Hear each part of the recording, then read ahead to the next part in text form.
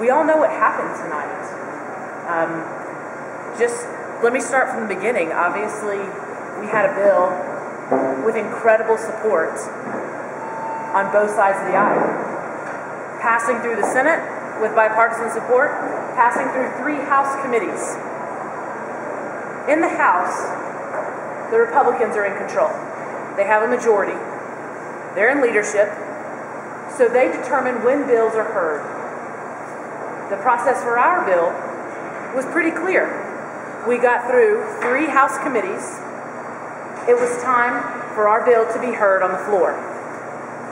What we saw happen tonight, I think, is fair to say unprecedented. We saw the House faced with a deadline. They needed to have second reading of the bill before midnight tonight.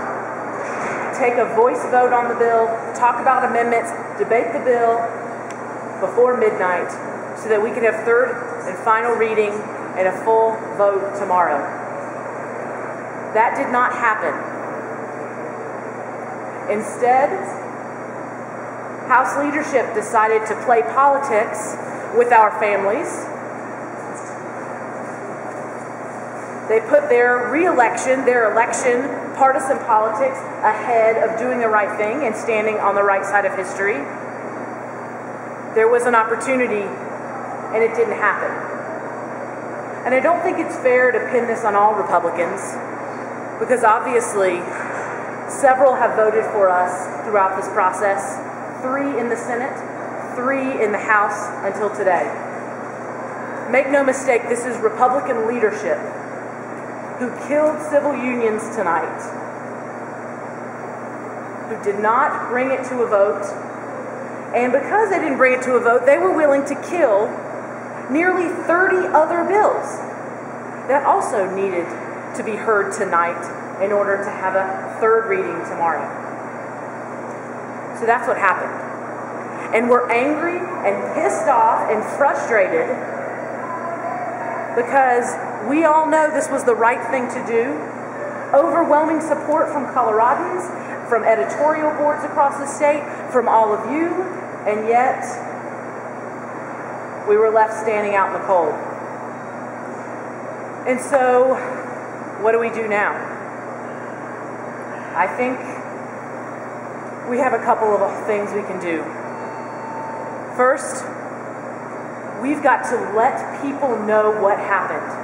We have to make sure that what happened tonight is understood for the days to come, not just a brief blip at midnight on a whatever day this is, I'm just not sure anymore.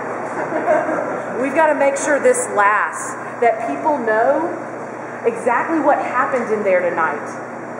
That because House leadership knew civil unions would pass, they knew it. We had 3 definite votes, probably 6 more. They knew it would pass tonight. They kept it from a vote to kill it. We've got to make sure that is known.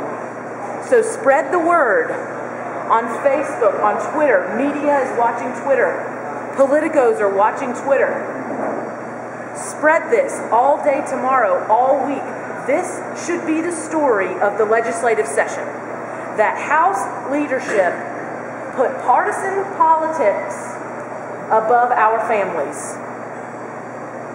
The second thing you can do, Brad just sent out an email about it. We are very clear, what was made very clear tonight was having control over the House determines the fate of important bills working their way through this building.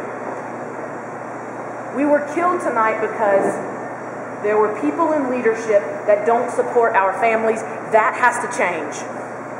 We have to elect a pro-equality majority, okay, so that people in power in this building support our families.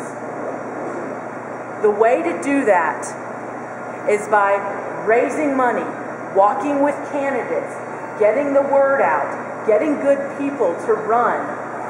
Okay, that work starts right now. I know, it's nearly midnight. That work starts right this second. Even a $10 donation gets us going in the right direction.